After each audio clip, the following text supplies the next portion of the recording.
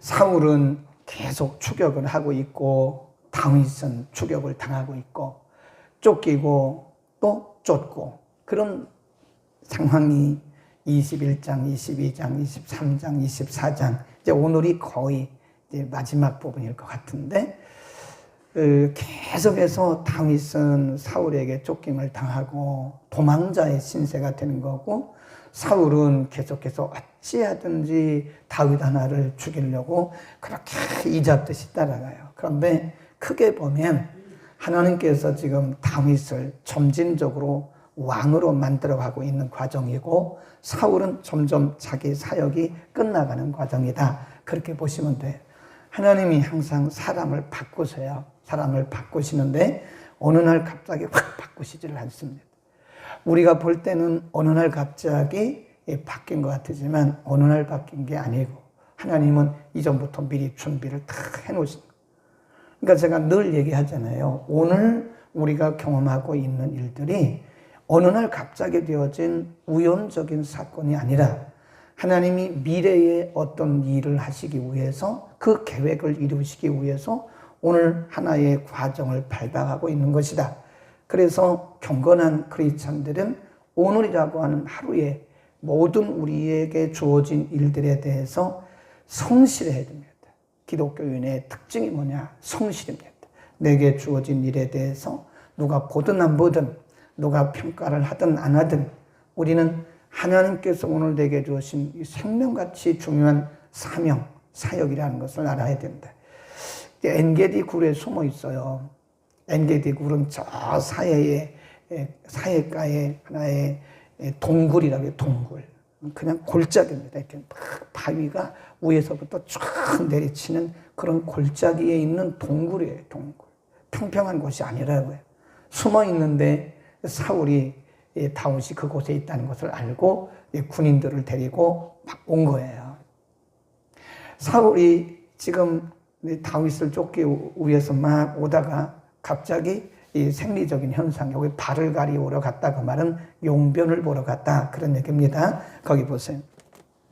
사울이 1절 사울이 블레셋 사람을 따르다가 돌아오매 혹이 그에게 고하여 이르되 보소서 다윗이 엔게디 황무지에 있더이다. 사울이 온 이스라엘에서 택한 사람 3,000을 이게 불필요한 거예요. 300명도 많은데요. 3,000명을 데리고 지금 다윗을 추격하고 있는 겁니다. 불안해서 그런 거예요. 3,000을 거느리고 다윗과 그의 사람을 찾으러 들렴소바이로 갈새 길가 양의 우리에 이른즉 굴이 있는지라. 사울이 그 발을 가리우러 들어갔다. 그 말은 용변을 보러 갔다. 그런 얘기. 그런데 지금 다윗과 그를 따르는 한 400여 명의 사람들이 함께 지금 하고 있는 거잖아요. 엔게디 굴이 꽤 큰가 봐요. 400명이 다 들어갔는지 일부가 들어갔는지 그건 잘 모르겠으나 어쨌든 엔게디 동굴에 숨어 있는데 그 동굴로 들어온 거예요. 지금 그 안에 다윗이 있다는 것을 모르고 사울이 용변을 보러 들어갔는데 이렇게 보니까 사울이 딱 들어오는 거예요. 그러니까 다윗을 따르는 사람들이 말하기를 이게 바로 하나님이 당신에게 주신 기회입니다. 그래서 제가 늘 하는 얘기가 하나님이란 말을 함부로 쓰지 말라는 거라니까요. 다윗을 쫓는 사람들이 말하기를 오늘 하나님이 당신에게 사울을 붙이셨습니다. 지금 사울을 처리하시죠. 이렇게 말을 하는 거예요. 거기 이렇게 말합니다. 4절 다윗의 사람들이 가로되 보소서 여호와께서 당신에게 이르시기를 내가 원수를 내 손에 붙이리니 내 소견에 선한 대로 그에게 행하라 하시더니 이것이 그날이니이다. 그래. 이것이 바로 그날입니다. 하나님이 당신에게 좋은 기회를 주셨으니 이제 다윗이요. 저 사울을 이제 완전히 도간에 든 주의가 아닙니까? 엔게디 굴에 뭐 딱 갇혔으니까 가서 사울을 죽이라 이거예요. 근데 그때 다윗이 사람의 말을 안 들어요. 잘 생각해야 됩니다. 어제도 그랬잖아요. 어제도. 네. 그때 다윗을 따르는 사람들이 다윗에게 막 인간적으로 다윗 편에 서서 얘기하는 거예요. 그러나 사실 이것은 다윗과는 큰 관계가 없는 거예요. 그러니까 우리가 나를 위해서 내 편에 서서 하는 말이라고 해서 그것이 다 하나님의 뜻이고 그것이 다 나를 유익하게 하지 않는다는 사실을 꼭 우리가 기억을 해야 됩니다. 때로는 우리가 그 말에서 속아가지고 그 말 때문에 분별력을 잃는 경우가 많아요. 그러나 다윗의 사람들이 그렇게 사울을 죽이자고 막 아우성을 칠 때 다윗은 어떻게 했는가? 거기 보세요. 4절 다윗이 일어나서 사울의 겉옷자락을 가만히 베니라. 워낙 다윗을 따르는 사람들이 아우성을 치니까 다윗이 또 너무 가만히 있으면 그러니까 다윗이 그냥 칼을 가지고 가서 사울을 죽일 수가 없어요. 그러니까 사울의 옷 입은 막 그 군복일 것 같아요. 군복의 일부를 조금 뺐어요. 그것도 지금 굉장히 가슴 아파하는 거예요. 왜 그러냐? 거기 보세요. 이렇게 말합니다. 그리한 후에 5절 사울의 옷자락 뱀을 인하여 다윗의 마음이 찔려 6절 시작 자기 사람들에게 이르되 내가 손을 들어 여호와의 기름 부음을 받은 내 주를 치는 것은 여호와의 금하시는 것이니 그는 여호와의 기름 부음을 받은 자가 됨이니라. 그래요. 그리고 말하기를 절대로 사울에게 손대지 마라. 인간적으로 보면 지금 다윗은 사울에게 추격당하는 거예요. 사울 때문에 전국을 다 다니면서 지금 괴로움을 당하고 있잖아요. 언제 사울의 손에 죽을는지 모르잖아요. 그리고 이제 막 기회가 왔어요. 그 위기로부터 벗어나고 그 문제의 원인이 되는 사울을 그냥 죽일 수 있는, 해방될 수 있는 기회가 왔어요. 그러나 다윗은 이것은 하나님의 법에 맞지 않는다. 하나님이 기름 부으신 종을 내가 그 종에게 손을 대는 것은 하나님이 금하신 거다. 절대로 사울에게 손대지 않았어요. 그리고 다윗이 말하기를 자기를 따르는 사람들에게 이분이 행하는 일이 아무리 악하고 아무리 악해도 하나님께서 기름 부으신 종이기 때문에 손대서는 안 된다라고 말하는 거예요. 이게 바로 하나님 중심적인 다윗의 마음입니다. 이걸 보면 다윗은 그릇이 커요. 자기의 감정에 사로잡힐 것인가? 하나님의 말씀을 따를 것인가? 하나님의 사람들은요, 자기 감정을 따르면 안 돼요. 우리가 사적인 감정을 사감이라고 사감. 요즘에 보면 경우에도 내 감정이 앞서면 안 됩니다. 만일 다윗이 자기 감정 앞섰으면 엔게디 동굴에서 사울 죽였다고요. 그러나 다윗은 하나님의 법을 따르기 때문에 절대로 사울은 나에게 그렇게 내 생명을 찾고 나를 죽이려고 하지만 하나님의 법에는 하나님의 기름 부은 자를 이렇게 해서는 안 된다. 절대 그 손으로 사울에게 손대지 않았어요. 그리고 자기를 따르는 사람들에게도 사울을 치지 마라. 어떤 경우에도 사울에게 손대지 말라고 금하고 있죠. 이런 거 보면 다윗의 그릇이 커요. 다윗은 지금 나이가 어린 사람입니다. 아직 왕으로 즉위를 안 했어요. 사울은 어른입니다. 아버지 같은 어른이에요. 그리고 현직 왕입니다. 그런데 사울의 마음은 좁아요. 그러니까 이런 거를 보면 하나님이 우리를 쓰시고 축복하실 때는요, 우리 그릇이 커야 돼요. 마음의 그릇이 커야 됩니다. 그 뒤에 사울도 그거를 인정해요. 거기 보세요. 나중에 그 이후에 다윗이 사울을 쫓아가서 얘기를 합니다. 왜 이렇게 하십니까? 그러면서 11절 나의 아버지여 보소서 내 손에 있는 왕의 옷자락을 보소서 내가 왕을 죽이지 아니하고 겉옷자락만 베었은즉 나의 손에 악이나 죄가가 없는 줄을 아실지니이다. 왕을 내 생명을 찾아 헤아려 하시나 나는 왕에게 범죄한 일이 없나이다. 여호와께서는 나와 왕 사이를 판단하사 나를 위하여 왕에게 보복하시려니와 내 손으로는 왕을 해하지 않겠나이다. 그래. 그러니까 사울이 하는 얘기가 이렇게 말합니다. 17절 시작 다윗에게 이르되 너는 나를 학대하다. 너는 나를 선대하니 너는 나보다 의롭도다. 사울 왕이 한 얘기예요. 사울 왕이 다윗에게. 근데 사울이 서서히 이제 그 마음이 누그러지고 있어요. 이 사건 이후에. 그러면서 사울이 다윗에게 하는 얘기. 나는 너를 악하게 대하고 나는 너를 죽이려고 했는데 너는 나를 이렇게 선하게 대하는구나. 너는 나보다 의롭다. 그 말은 네가 나보다 그릇이 크다 그 말이에요. 네가 나보다 마음도 넓고 네가 나보다 그릇이 훨씬 크구나. 그런 얘기입니다. 그러니까 하나님이 지금 다윗을 왕의 수업을 하는데 전쟁 수업만 하는 게 아니에요. 나를 돌아보는 수업만 하는 게 아니에요. 지금 그릇을 점점점 키워가면서 큰 그릇 왕.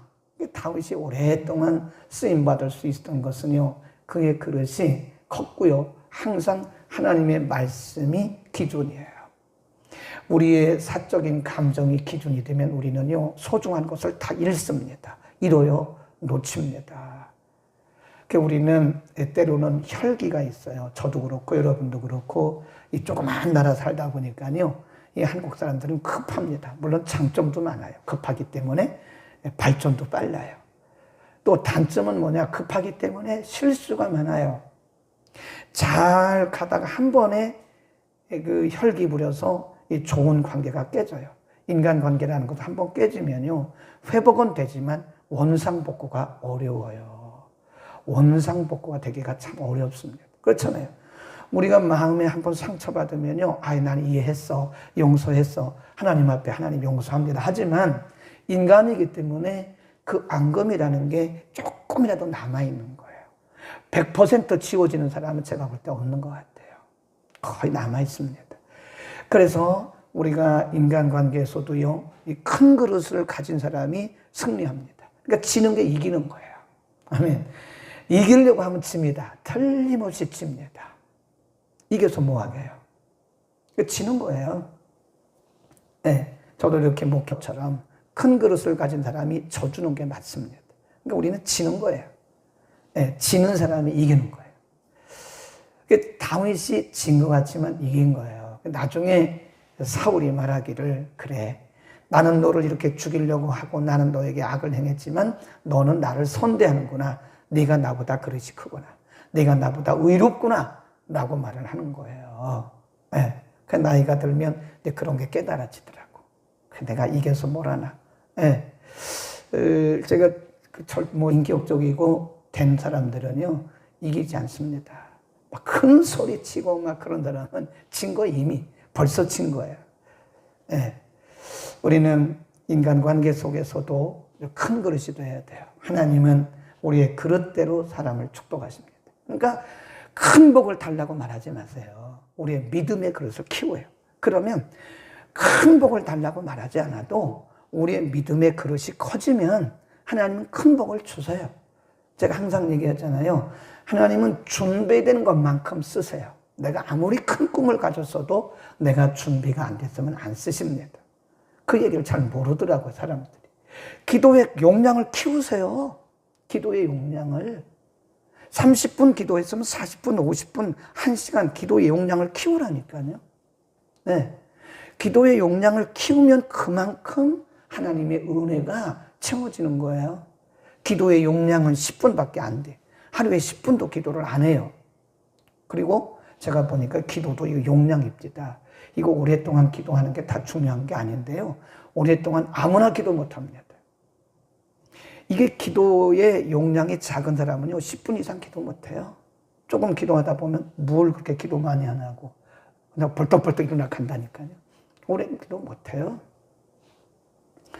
우리가 하나님의 큰 은혜를 기대한다면 기도의 용량을 크십시오. 그리고 무엇보다 중요한 것이 믿음과 우리의 마음의 용량을 키워야 돼요. 이기려고 하지 말고 내 주장하지 말고 한번 우리가 다윗처럼 해보자고요. 네. 내게 분명한 기회가 주어지만 그 내게 주어진 기회를 하나님의 말씀에 순종하기 위해서 그걸 포기하고 내 감정도 포기하고 얼마나 멋있어요. 다윗이 사울을 죽일 수 있는 기회가 왔음에도 불구하고 하나님께서 기름 부으신 종이기 때문에 내가 손댔다가는 안 된다고 하는 하나님의 말씀이 기억이 나는 거예요. 말씀이 기준이에요. 그리고 하나님의 종을 손대지 않았어요. 그랬더니 결국은 사울이 말하기를 네가 왕이 될 거다. 내가 왕이 된 이후에는 내 가족들을 좀 잘 보살펴달라. 그거 보세요. 그 왕이, 현직 왕이 그렇게 말합니다. 쭉 내려가면 20절입니다. 보라. 사울이 한 얘기예요. 사울이 다윗에게 한 얘기입니다. 보라. 나는 내가 반드시 왕이 될 것을 알고 이스라엘 나라가 내 손에 견고히 설 것을 아노니 그런즉 너는 내 후손을 끊지 아니하며 내 아비의 집에서 내 이름을 멸하지 아니할 것을 이제 여호와로 내게 맹세하라. 그래요. 이제 사울은 거의 이제 끝난 것 같아요. 아직 끝나지는 않았지만 이제 본인이 입으로 고백을 했어요. 네가 왕이구나. 나는 너를 이렇게 악하게 대하고 너를 죽이려고 하는데 너는 나를 이렇게 선히 대하는 것을 보니까 네가 나보다 훨씬 어른이구나. 네가 나보다 훨씬 크구나. 네가 진정 왕이구나. 하나님이 너를 왕을 삼을 것이고 이제 내 나라가, 이스라엘 나라가 너의 손에서 견고하게 될 것이다. 그 악한 사울도 인정을 해요. 하나님이 하신 거예요. 하나님은 이렇게 다윗의 그릇을, 시야를 넓히더니 다윗의 믿음의 그릇을 키우고 다윗의 마음 그릇을 키웠어요. 오늘 여러분 지세요. 지면 이깁니다. 한번 마음의 용량을 키워보세요. 내가 손해본 것 같고 내가 자존심 상하게 짓밟힌 것 같고 그래서 상처받은 것 같고 내가 자존심이 상하고 그래도 한번 그거를 내려놓고요. 한번 그릇을 키워보세요. 그럼 여러분이 반드시 이겨요. 그리고 이긴다는 것은 뭐냐면 하나님이 어떻게 승리하게 하시는가를 본다는 거예요. 막 내 생각을 관철시키려고 그냥 막 그러지 말고 그러지 말고 한번 내려놓고 양보하고 내가 손해보고 한번 해보자 이거예요. 우리의 그릇을 키우면 우리가 져주면 하나님 반드시 승리를 우리에게 또 주시고 또 다른 대가를 주세요. 복음을 위해서 그런 거죠. 우리 지난주 일에 그리스도의 향기에 대한 말씀을 드렸는데 내 책임은 다하지 않고 권리만 주장하면요 그리스도의 향기 뿜어내지 못합니다. 우리 크리스찬들이 똑똑한 사람들이 많아요. 크리스찬들은 대부분 안 믿는 사람들보다 훨씬 똑똑합니다. 학교와 상관없어요. 왜냐하면 말씀이 들어가니까 그래요. 단점도 있어요. 너무 아는 것이 많고 똑똑하다 보니까 자기 권리 주장을 많이 해요. 아주 따지기 좋아하고 그냥 권리 주장을 많이 합니다. 근데 사실 권리 주장보다는 책임을 먼저 하세요. 책임을 먼저 해야지 권리 주장하면 안 됩니다. 오늘 우리가 그리스도의 향기를 뿜어내기 위해서 다윗처럼 우리가 손해보고 어쩌면 우리에게 주어진 기회를 다 그냥 포기하고 한번 넓은 마음의 그릇이 한번 돼보기를 바랍니다. 그럼 오늘 승리하실 겁니다. 기도하겠습니다. 거룩하신 아버지, 하나님께서 다윗을 왕의 수업을 시키시는 중에 그의 시야를, 그의 시각을 넓혀주시더니 이제는 사람을 대하는, 심지어는 원수를 대하는 그 마음의 그릇까지도 하나님 키워가시면서 그를 훈련하신 장면을 오늘 상고했습니다. 심지어는 사울까지도 나는 너를 이렇게 해하려 하지만 너는 나를 선대하니 내가 나보다 의롭다고 고백했던 것처럼 하나님, 이 세상은 그릇이 큰 사람들에게 맡겨지는 것을 믿습니다. 마음의 그릇도 크고 믿음의 그릇도 크고 우리의 기도의 용량도 커지도록 하나님 은혜를 더하여 주옵소서. 큰 그릇의 사람들이 되게 하소서. 하나님이 맡겨주신 일들 그리고 하나님이 예비하신 복들을 받아 누리며 흘려보내게 하옵소서. 예수 그리스도의 이름으로 기도드립니다. 아멘.